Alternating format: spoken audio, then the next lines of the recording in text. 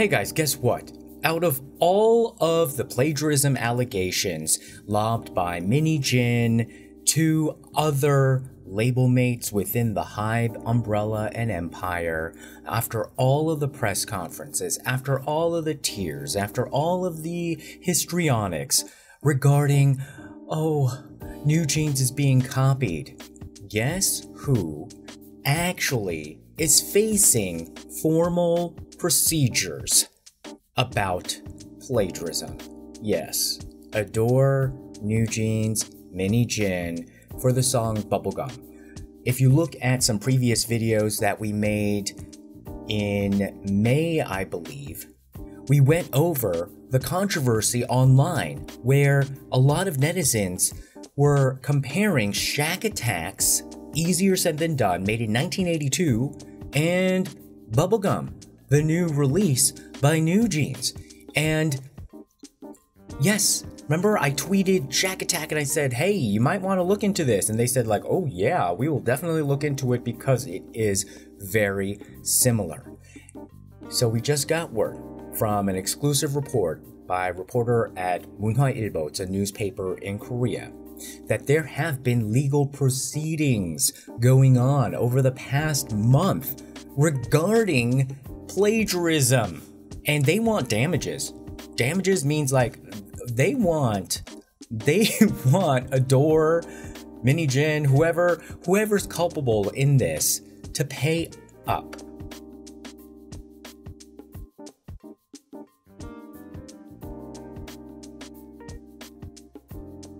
You know, it seems like New Jeans does not have good luck with their songs when it comes to food, because you know how that whole controversy over cookie handout, so you don't really see them perform or mention really that song, and then now it's Bubblegum. So message to y'all kids, stay away from junk food.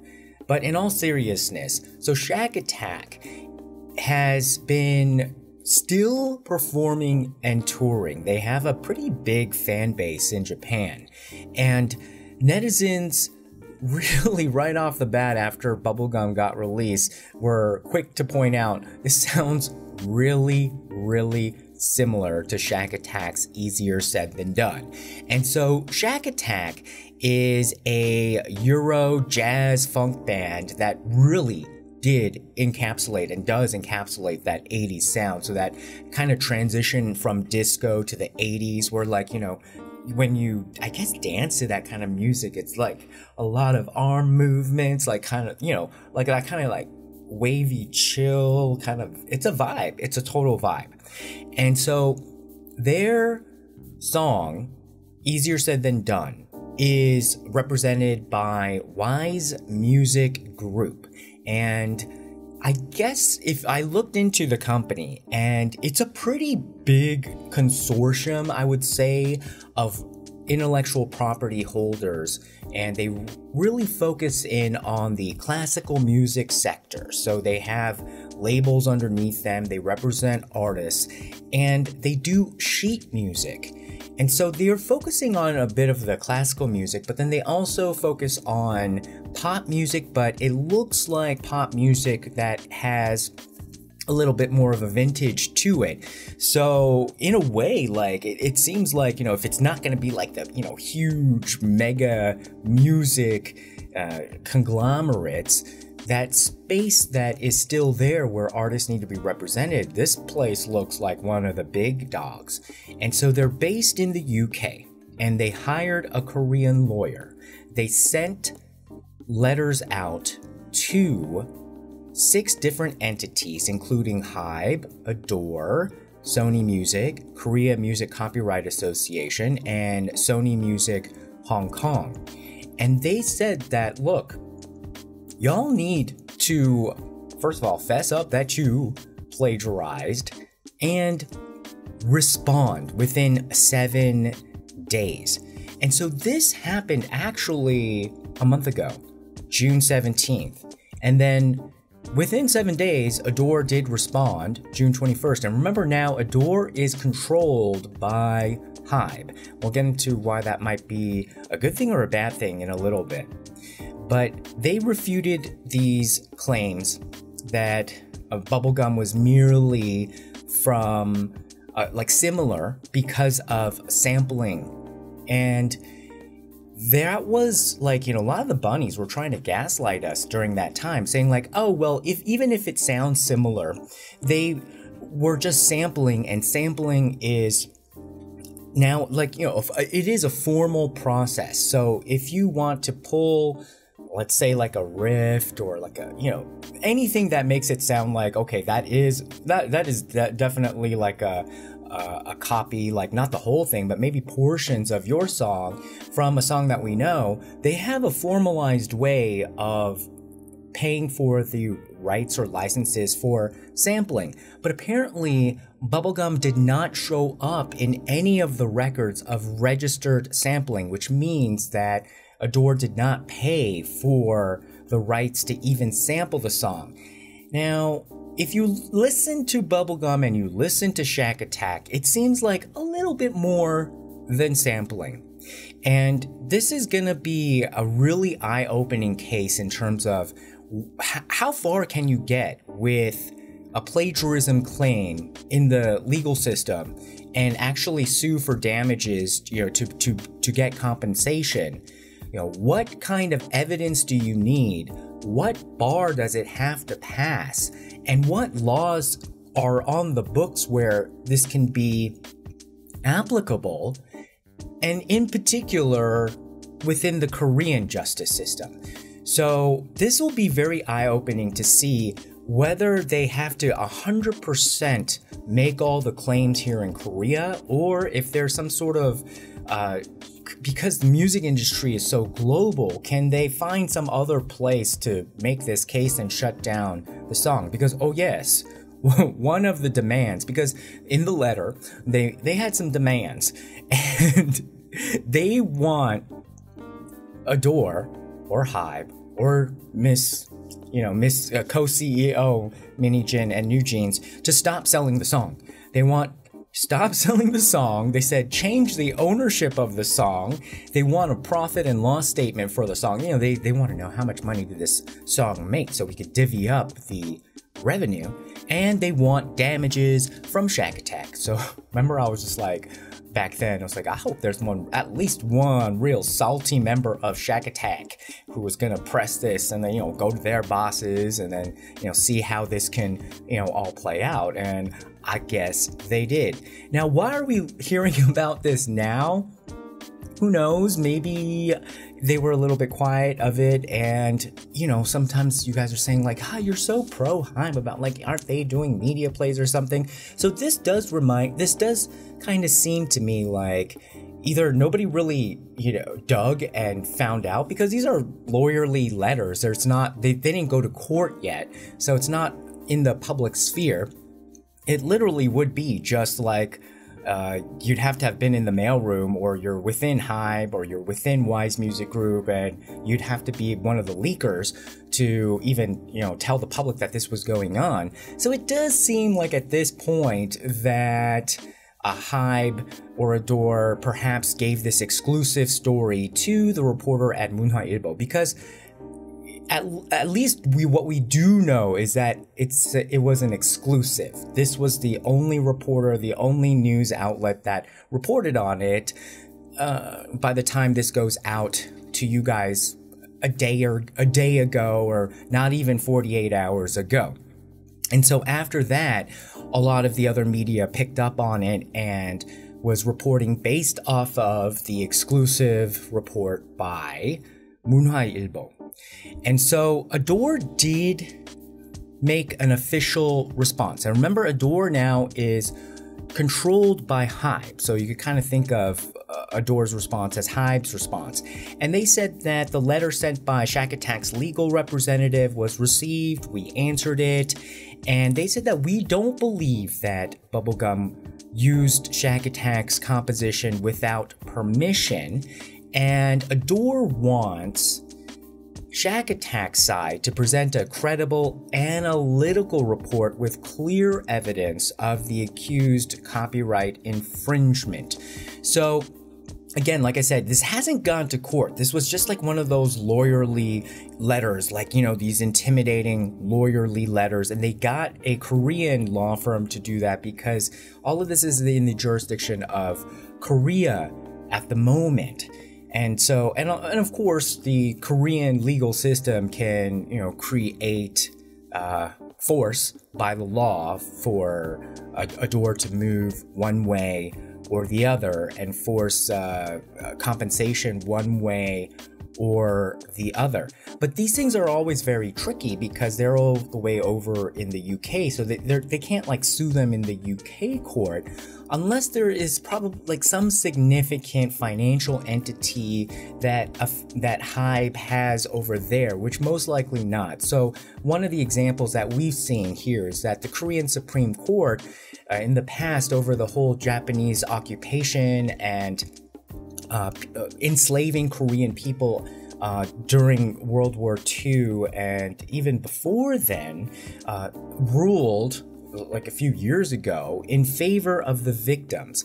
But time had passed by so much, they had to find a company that was still in existence that committed those crimes back in World War II. And even if the Korean court said like, okay, like, you know, we want to punish this Japanese company, they have no power over in Japan. So the most they could do was freeze the Japanese company's Korean assets and, you know, enact some sort of punishment there. So this is going to be a very interesting case in terms of the global music, you know, music industry. If it goes, if it really has legs to go further into court, to see like where, like now in this whole globalized era, where, you know, all of this happens. Of course, I bet the lawyers kind of already know, but like, you know, us in the general public, we need to have, I guess, examples like this to see how it, you know, how it all play out.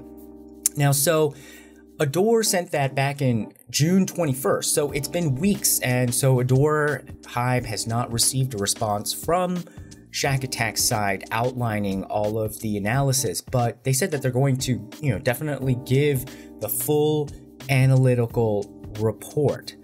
But we do have from that letter very specific points that are analytical. It just doesn't have like all of the examples and the data and yeah, the evidence.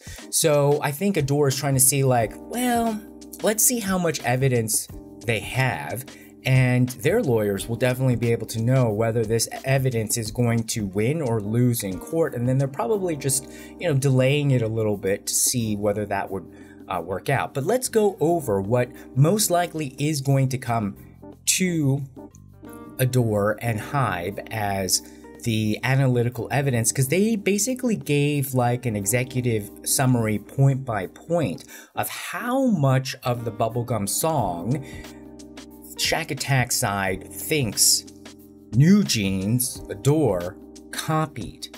And the first thing they said, it was like there's a distinctive melodic hook that is the same. And they said that the bubblegum song had just been transposed down by a single semitone, and it just maintains the same rhythm and notes as the song as the composition. So it's almost as if, have you gone to karaoke and there's like the button for like women and men? So, you know, women generally sing at a higher key than men. So if you try to like sing like a Mariah Carey song, like the guy would be like, oh my god, it's too high. And you can transpose it down to be like a lower, you know, melodic note. And they said it was only transposed down by a single semitone, and then basically like it was like the same rhythm and notes even. Now, I think ADOR needs to be shaken in their boots a little bit, or a little bit antsy, because, you know, one of the subsidiaries of Wise Music Group, the Shakatak's representatives, one of their divisions in their business is sheet music, okay? So if any company knows how to basically show like, okay, look at all the notes, you know, like reading the music on sheet music, they will be able to prepare how close it is. And, you know, they could probably just get in the Korean court, or you know, like tons of musical people here in Korea that can analyze the sheet music. Second, they said there's similar instrumentation, and they said that we should look at the particular use of Rhodes in the introduction. I was like, Rhodes? What's a Rhode? R-H-O-D-E. That was the name of the man who invented and came up with this type of electric piano or synthesizer. Remember, like in the 80s, definitely late 80s, synthesizers were the big thing. But before then, there was this thing called Rhodes, which is a little bit different than a synthesizer. It actually does have strings and it does have hammers like actual pianos, but it strikes metal, which then vibrates to the electronic part, and then it goes through an amplifier and a speaker. So it's like the actual playing of it is mechanical, almost like a regular piano, but the output of it is more like digitized and turned into electronic music. And that's a very specific type of electric piano. So I see how they have a really big point here, because if they had just used maybe a synthesizer or something like that, and maybe that would be a little bit different, but the fact that it's kind of the Rhodes sound, how is it a little bit more distinctive? They said that it's got more of a mellower timbre, and so maybe a little bit warmer of a tone. And the biggest advantage of using a Rhodes, you know, instead of like a loud synthesizer, is that it doesn't drown out the vocals of somebody singing. So you get that electronic piano type of thing, but it's not going to overpower the singer. And so that is the particular thing of the Rhodes. Then, third, they said that there's similar, and part of that, the instrumentation, the electric guitar and bass, also very similar. Third, they said there's similar rhythmic shapes, so that the compositions of the two songs are substantially the same style, and they're saying like it's the syncopated offbeat rhythms in the accompaniment, dun dun dun dun dun, like, you know, it's like dun dun dun dun dun. And they said like if you put side-by-side comparison of the sheet music, or even the like listening to it, very similar in terms of rhythm. Fourth, they said almost the same tempo. Tempo is speed. So their song, Shakatak's song, was approximately 104 BPM, is beats per minute, and Bubblegum was 105 beats per minute. So like it's not as if, like, you know, some of the other songs that New Jeans, you know, this is not the only song that New Jeans has been accused of copying. Some of the other songs seem like it was slowed down a little bit more, but this is like almost the exact same. Fifth, they said that there's a similar choice of harmony. So the harmony is based around minor triads with additions on top or bottom to make either major sevenths or minor sevenths, and functions in the same way in both compositions. I sort of remember a little bit from piano class, but not enough. That's why I had to like read out this whole thing, but they're getting technical. Major sevenths, minor sevenths. I think Taylor Swift might use a lot of this kind of like sevenths type of thing, or maybe a lot of musicians use the sevenths, but this is a very particular combination of these choices of harmony. They're saying like it's just way too close. And then the last point that they made in their executive summary said there was a similar harmonic rhythm. I was like, okay. Now that was probably at a level that I didn't get to in piano class. I was like, harmonic rhythm, you already said harmony, you already said rhythm. What is harmonic rhythm?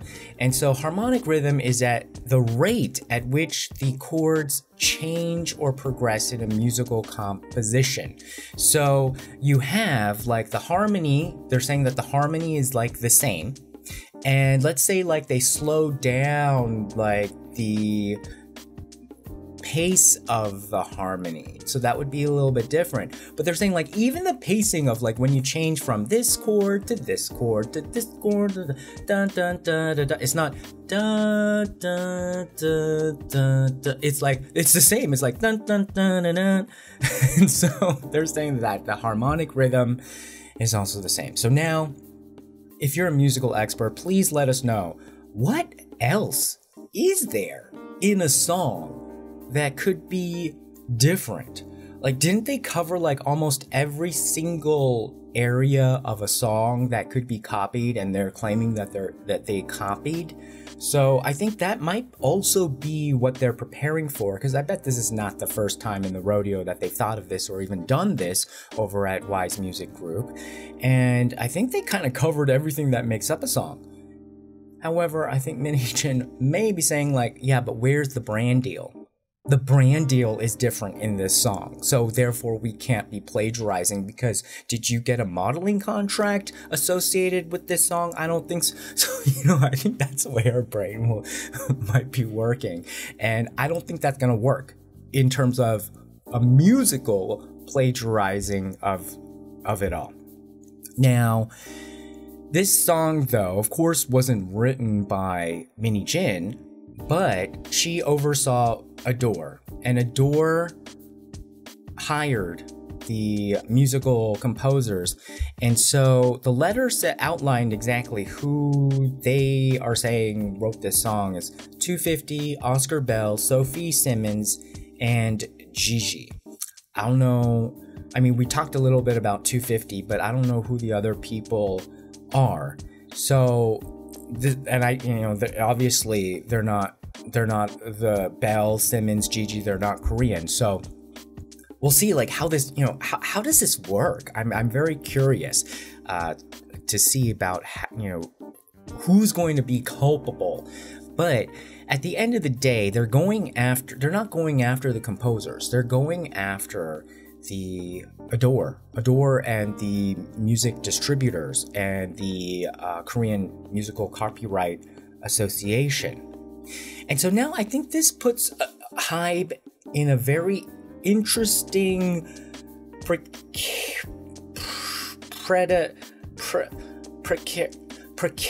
predicament. Because it's like an opportunity and it's also a threat. Because they don't want to open any floodgates of everybody now coming and asking for money and claiming that the HYBE music catalog has elements that are all copied. The K-pop industry also doesn't really want to do that, right?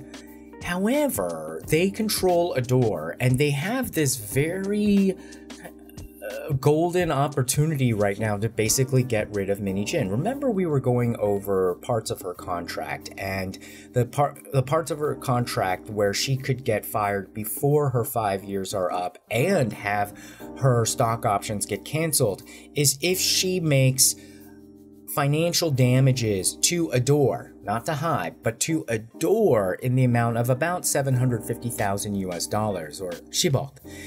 And so, in a way, if HYBE really wanted to play it this way, they can have their board of directors, which they control, be like, oh my god, you know what? We really messed up here, and wow, the damages of this are about $750,000. Here you go. And then basically be like, under Min Hee-jin, she made these decisions that damaged the company, $750,000. Bye-bye, Min Hee-jin. But it is a bit of a risk, because you never want to admit that, in terms of this whole music industry atmosphere, that you're plagiarizing. And so I think they're going to have to let this play through, because I think this could be a nice little backup if they're really desperate later on. Let's say the B-Lift Labs thing doesn't work out, the source music doesn't work out, the police investigation goes funny for them, then maybe this can also be another plan D. So you see how there's so many now fronts, like fronts as in like stages of war against Min Hee-jin now. She wandered into literally like a world war, and she thought that she could just, go in and gobble it up, like her own words, gobble up a company. And so we really have to see now, how is this going to play out? Are they going to actually be able to go into a Korean court? So remember, like, even if they have a lot of good evidence, even if Shakatak has a lot of good evidence, maybe it's not enough for the Korean court to say, like, okay, this is, enough, or even if they accept it, whether there's any laws that get triggered by it, or whether the judges can assess this, or where does it stand on the whole legal front. That'd be interesting to see. A lot of the legal pundits start to process if it goes forward. And so, in a way, though, I think some netizens now are saying, like, gosh, this is just like karma coming around, because the biggest person making a hoopla over plagiarism was Min Hee-jin. But in the end, right now, the only entity, the only K-pop girl group that is being formally addressed, because it's not a lawsuit yet, but formally addressed by lawyers for plagiarism, is Min Hee-jin's girl group, NewJeans. So even if there is an out-of-court settlement, that might be interesting. They might not even have to go all the way to court for, let's say, like, HYBE's gonna say, like, oh, well, can you, settle on damages of $750,000? That's gonna be a win-win. You get your money, and we get to kick out Min Hee-jin now, after not being able to, and having her wander around the 16th floor. So it would be extremely ironic if plagiarism was a thing that gets Min Hee-jin kicked out of ADOR and HYBE, when she was the one that brought it all up and dragged everybody else into this whole fray. Nobody would have noticed Mexican jeans. Nobody would have noticed that there was like a few other songs where people on the internet just dug up and said, like, this is super similar. And I don't think people really mind. They don't really care that much, but they care because she was using that as a way to attack other people unfairly. And so now it's coming around. So we have to see, most likely the Shakatak side is probably preparing all of the examples and documents and reviewing it with their legal team over in the UK. There's probably a lot more coordination because the UK lawyers have to do something, and then they have to coordinate with the Korean lawyers, and then go through all the translations and stuff like that. So I understand how it could be taking some time. And why did it come out now? Yeah, it does seem like a little bit good, perfect timing, how now that the tide is turned against Min Hee-jin, that this would be sent to an exclusive reporter at a newspaper that is basically like pretty big, but not like super big, but basically big. But yeah, it seems like it was very strategic on HYBE side, and so that's, I think, their way of, if you wanna try it, well, here's your Costco sample. All right, guys, what do you think? Put your comments below. Make sure you like, share, and subscribe, and we'll see you again next time. Bye bye.